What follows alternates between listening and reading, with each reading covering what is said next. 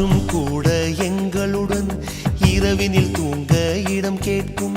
மழை துளி கூட என் தாயின் மடியினில் தவழ தினம் ஏங்கும். நத்தை கூட்டின் நீர் போதும் எங்களின் தாகம் தீர்த்து கொள்வோம். கத்தும் கடலும் கை கட்ட கவிதைகள் போலே வாழ்ந்து வந்த